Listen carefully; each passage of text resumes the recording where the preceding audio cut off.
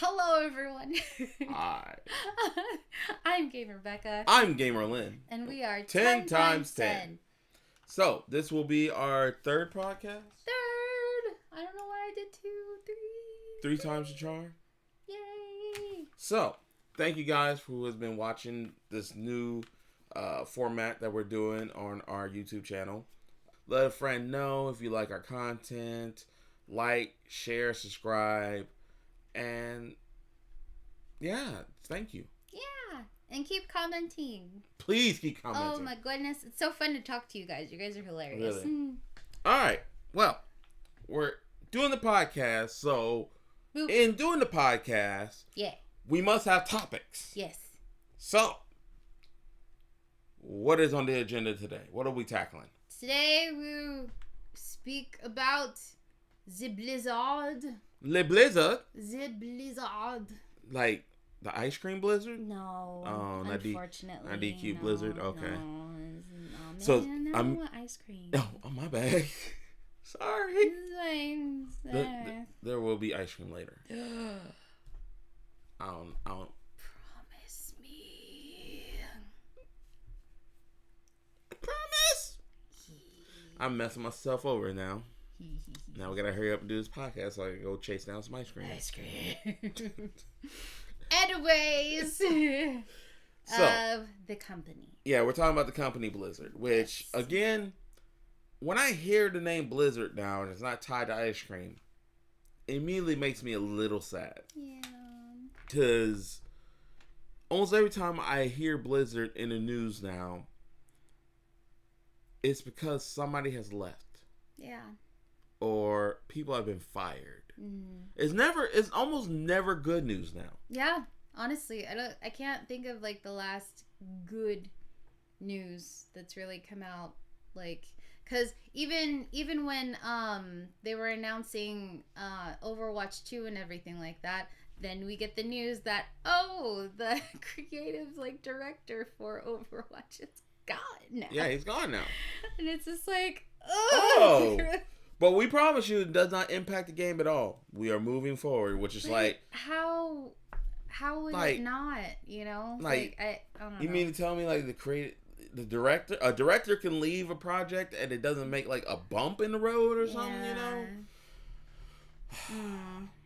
I mean, I don't know a whole lot about, game development or anything like that, but just from the places that we've worked, like when you have, basically kind of your leader who has a vision of like the way that things should go and everything like that, and then another leader comes in and takes the place, and they obviously have a very different vision and whatnot, and then it's just kind of like, you see, because I know a lot of people too, they, you can probably relate to this too, because a lot of times when this happens, exactly like you said, one person has a vision, this is their baby, this is their project, they were there from the beginning, and now all of a sudden they're gone, and now another person comes in, and it's clear they have a totally different vision, but they always give you this BS about, no, we're not, nothing's going to change, nothing's going to be different, everything is going to be the same, if anything, things are going to be better, and it's like, well,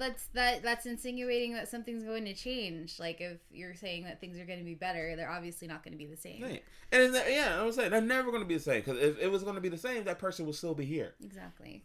So, it's clear not only did something change, but something changed for that person to where they don't want to be here anymore. Yeah, they're jumping ship or whatever. And obviously, this is, for most of us, I actually, honestly, for all of us, it's a lot of speculation because none of us know this person personally. Yeah. So it's they might have all kinds of reasons for leaving, and it's always up to them to explain why and stuff like that. But usually, in most people's experience, nobody leaves some place that makes them happy. Yes. If they're in a good place and everything is gravy, why would you leave? Right. Something's wrong. Something went wrong. And again, it's not always up to the company to go, figure out what that problem is. Sometimes, it's a company. Their mindset is about how do we produce this project How do we make our money? How do we, get people paid so that families get fed and they go, they. But the big thing, though, a lot of companies are starting to miss now, where it's like, why do we come back? Yes, everybody needs to eat. Yes, everybody needs to work to get paid. But it's like companies are forgetting now. It's like we also like to be happy. We like to actually be happy where we work, where we spend the majority of our day away from our families. Morale. Yeah, and that's a big thing. In the end of the day, no matter what, when you have changes like this happen, you affect morale. Yeah. You affect the mindset of these people that work for you. Especially since it's not like this is kind of just like a fluke thing, Yeah. It's like there have been a number of people and like creatives and whatnot who have left, which is why it is so alarming, which is why there's so many people drawing attention to it, which is why people are kind of freaking out, and especially when it's like some of the beginning people, like, okay, because again, even some of the information is aloof to me, because again, I don't work for the company. A lot of the stuff that we get fed is through the chain of hearsay. Sure. But there's no denying that a lot of the beginning people of Blizzard are now gone. Yeah. The co-founders gone. Literally, you have people who have left the company and have went to go develop another company. Yeah, start their own thing. Yeah, Dreamhaven. Yeah.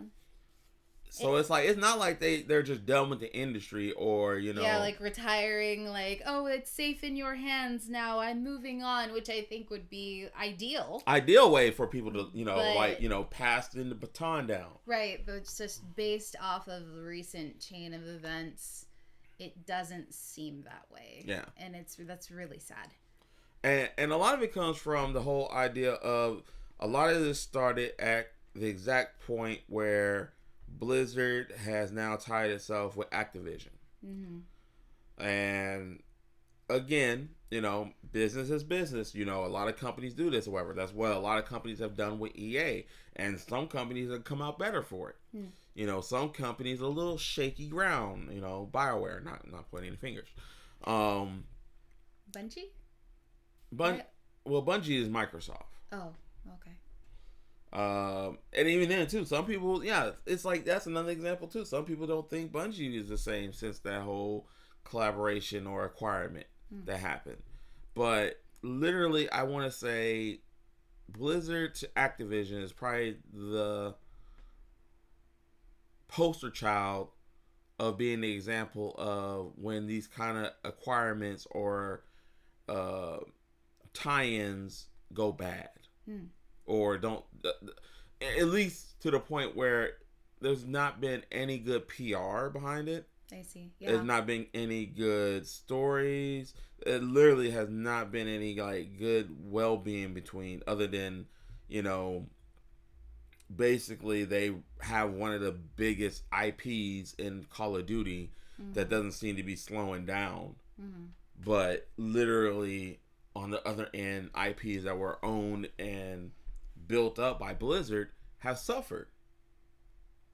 Literally, the only thing I can think of on Blizzard's side that has not had any kind of controversy. Nope, it had controversy. Hearthstone had controversy and had problems because of the whole tournament thing with one guy standing up for Hong Kong, or for Hong Kong, for China. Yeah. So no, everything that Blizzard has some controversy. Well, maybe StarCraft. Maybe StarCraft. I could be wrong. It could be some mess with that too, and I just don't know about it, or I've totally ignored or blown off. But yeah, it's sad. It really is sad, and it's not like this company is just like dying or something. It ain't like there's not stuff that people are looking forward to, because you still got Diablo 4. You still got Overwatch 2. You still got, I guess Shadowlands. I've heard good things about Shadowlands for a while. Because even then, though, again, like, one of the biggest things I keep hearing is about the whole War of Warcraft and World of Warcraft has been a little bit negative, but I think Shadowland has gotten good reviews. Okay. Good praises. I wonder if with the better direction and whatnot, they're trying to, and I don't know if this is like, I don't want to like put this into the universe of like this is actually like happening or anything, but I wonder if they're slightly trying to move away from Warcraft and bring in like new stuff that might have more longevity type thing. Well, I mean, on some grounds they have tried that. Like for example, the big move that they made with Diablo, and again, you know me as well as anybody that knows me. I don't have a huge liking or respect towards mobile gaming. Yes. Like, I understand why it's there. Mm-hmm. And I understand its functions. And I've even, like, again, I played a Raid on my phone. You know, I've been at a job and had a break or a lunch break or whatever. And curiosity just struck. And I downloaded the game and actually had some fun with it. The Raid Shadow Legends. Yeah. But at the same time, too, it just doesn't... I don't know. For me, as a gamer, it doesn't do the same thing that a lot of other games do. And it's the whole thing is, I think at the end of the day, it's not supposed to. It's not meant to. It's meant to be literally something that does capture you, kind of like it did with me with, like, hey, I'm bored, but I do have a device at hand that I can reach and, you know, find some type of entertainment. Outside of scrolling or Facebook and stuff like that. Because I think that's what happens a lot of times. A lot of people, it's like, you know, I'm done scrolling my Twitter wall, my Instagram wall, my TikToks. It's just like, I need something else. And then all of a sudden it's like, you know, I can download this game and play it real quick. But at the same time, too, give you the incentive of, yeah, but now this next portion of the game or this next level to the game or to progress faster into the game that all of a sudden caught you, there's this paywall. And that turns me off immediately from mobile gaming. It makes me feel like it's a joke. And I know there's a lot of games that don't do that. That's mobile games. But again, Diablo, when they announced that and that big fiasco happened with Red Shirt Guy. Oh. And again, I love the memes for that. That's at least the one good thing I can always say. That like anytime I feel down or I gotta go find that. Just that statement though that just made me cringe and mad altogether, and probably fueled my hate for mobile gaming the most is. I don't remember what he said. He said it's an April Fool's joke. Oh, that's right. He couldn't believe. That's right. He couldn't believe that you came to the Blizzard Con. That's right. With a mobile game for Diablo. He couldn't believe it. A lot of people in the crowd couldn't believe it. There was a lot of groans. Yeah. And literally, to combat that, they said, well, don't you have a phone? Yeah, don't you have phones? Yeah, everybody has phones. It's right. like, bro, this legacy that you have built, this empire of just dungeon delving that literally just was not built on the back of a phone. Yeah. It wasn't. This is not what your fans were expecting an announcement of Diablo 4. If you wasn't ready, fine. And I think a lot of companies miss this too. They miss this point. We gamers are always going to be impatient. We always want the next thing. It's just, I don't know if that's a product of our environment now, technology, the times we are in. Regardless, I think that's always been there. We are very impatient because literally between retro gaming to now gaming to all the history of gaming has made it to where, actually, you know what? I'll point the finger at maybe like EA. Video game plans probably contribute to the most to this. Is that games have reached a point where almost there's a year turnaround. And again, a big contributor to this was EA with Madden after Madden. You know, I won't dig because almost every sport game does this. Yeah. But same thing happened with Assassin's Creed. Mm. A lot of we expect that turnaround, and it doesn't always mean that a game has to be great. Even some people are just fine with that a game is not great. But at the same time, too, though, when we do expect a game to be great, is when a game doesn't come around year after year after year, Sure. and you've had time to set on it, you had time to build on it, and stuff like that. And I think that has created an impatience. So it's been years since we had the next Diablo. You know, I won't say it's been the greatest amount of time, or whatever, but it's been probably enough time where it's like, okay, guys, we know how this works. You've been brewing on. Soon as Diablo 3 was finished, you guys were probably hitting the whiteboards, going, all right, what about Diablo 4? What's the follow up? This is how companies work. You know, we made our money. We hit our peak for Diablo 3. You know, we're still going to make sales. We're still going to sell. But now we got to get ready for the next thing. And gamers kind of know this. So it's almost like, dude, okay, even if you can't show us anything yet, can you confirm that it's on the way? Can you, people will sit down on a Q&A just to be like, how's the project going? Who's on the team? Who's doing what? That's the kind of world we live in now. People are even fans of the creators now. Yeah. That's how we know household names like Cliffy B, Kojima, a bunch of other names I'm not even going to just delve down to because, again, those are my two favorites. But it's like, don't spit in the face of your fans who kind of knows how this works and are the consumer and are the ones that are spending their money and their time supporting your platform, your IP. And it almost gotten to the point now where companies just don't respect that, or basically feel like, hey, we made this for you, you ungrateful peons. Know your place kind of thing. And it's like, that's not the relationship we should have. I get it. You're under a lot of pressure. It is hard to make a banger of a game. It really is. It takes a lot of work. We see what goes. We see probably surface on what it takes to make a great game. Well, also, like on the flip side, we also have some very unsavory representatives in our gaming community. Yeah. Who go off and attack people when they're upset. Very true. Which is not cool, and so that's why should not happen. Yeah, it shouldn't happen. That's why I say, though, I think in order to combat that, though, the companies have to be a lot more aware.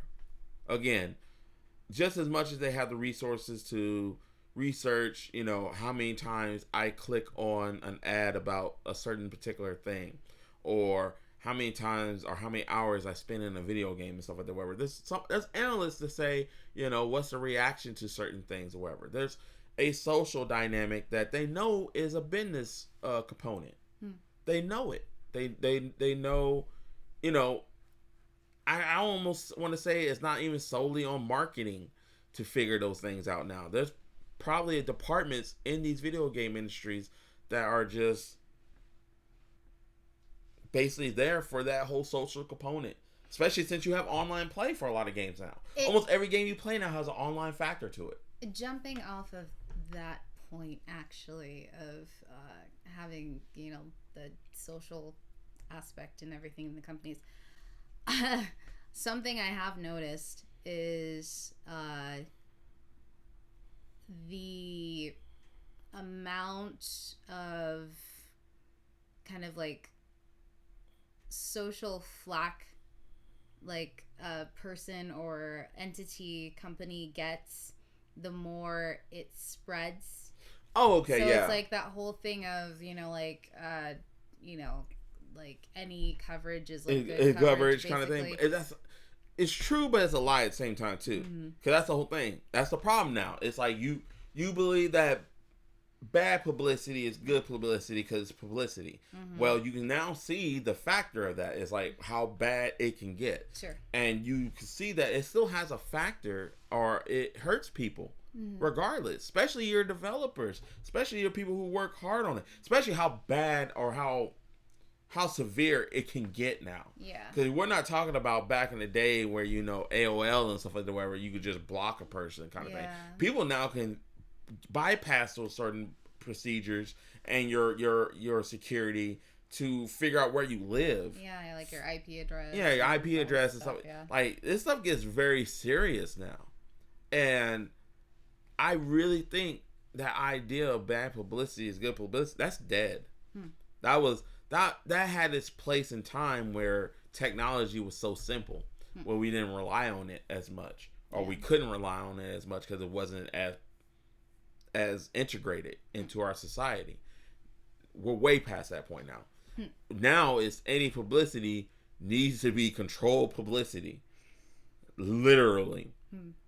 Like, you have to be careful what you do, what you say, where you were, what time. You know, we live in that world now, whether we like it or not. And I think as these companies going forward really need to analyze is not only how you treat your workers, their well-being, their mental state of mind, their morale, but also too, we have to create a culture that's the same for our gaming communities, for your fans, for your fellow gamer, for your rival in a game even. We really have to talk to each other better, speak to each other better, treat each other better. This is a community that is based around billions upon billions of dollars. And everybody contributes to it. From the creator, the director, to the fan, the fanboy, the fangirl. Everybody contributes to it. So it's like, if you want to live in a better gaming world, you have to do your part.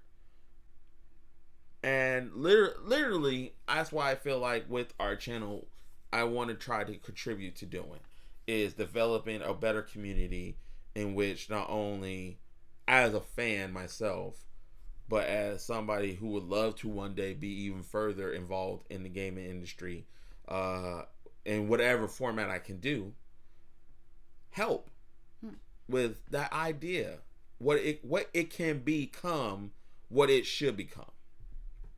And I definitely want to say, just to end on the whole Blizzard part, however, I think as their business goes forward, they really have to figure that out. Is Blizzard still Blizzard, or is Blizzard just an extension of Activision? And if so, does Activision really want to be responsible for the downfall of Blizzard, or Blizzard to try to scapegoat through Activision as saying this is the reason why this company went down a downward spiral? Or do we just want to make the business better and all its IPs that follow? Because at this rate, as it keeps going, there's not going to be any original Blizzard developer, creator, worker left. It's going to be a whole new staff, and really, not to say that it cannot still be Blizzard, but is it really still Blizzard? Or is this just a new department extension of Activision on who they choose to hire or how they choose to develop video games? It's like that whole like metaphor or simile or whatever of basically like if you constantly are like repairing a boat at a certain point. Yeah, is it still the old boat? The same boat. Yeah, is it still the same boat, or did you just build a new boat? Right. And it feels that's what is happening with Blizzard right now. It's like, literally, are you just developing a new Blizzard that old Blizzard cannot either contribute to or respect? Or, it's really is becoming that question. I really think it's a mixture. As the times change, everything must change and evolve. Mm-hmm. But at the same time, too, I think by all rights, it should still be a place that is fun and something that your past people that have made the company what it is should be proud of at the end of the day. Right. And we could be totally wrong. I would really love to see the video and the coverage, or even stories told of, hey, I am a past Blizzard worker. You know, I left on my own terms. Yada yada yada. Don't need to get into all that. But I'm proud of the work they're doing. Sure. I'm proud of what they're becoming. That would be nice. That would be a nice change. That would actually help probably put a kibosh on the whole idea that either Blizzard is no longer Blizzard or Blizzard's on this downward spiral. Right. Because that's what it feels right now. We need some wholesome stories. Yeah, we need some wholesome stories. If they're to be had. There might not be any out there. Yeah. But if there is, I'm calling out to you. You know, tell us your story. Let us hear your side of it. Because really right now, everything we're being fed is just saying that Blizzard is no longer Blizzard. And I really hope that's not true. I'm not the biggest Blizzard fan, but I've played and do care about a certain amount of Blizzard products. I have friends that are very big fans of Blizzard that literally, even when I just go to talk to them about, like, you know, what's new, you know, what are you looking forward to, and it's very little, and it shouldn't be that way. It really shouldn't. All right, we're going to go ahead and take a breather real quick. We're going to come back with a second part. Thank you guys for watching this far, and us going on tangents. All the time. All the time. It's crazy. Geek. But I'm Gamer Lynn. I'm Gamer Becka. And we want you to keep it 100.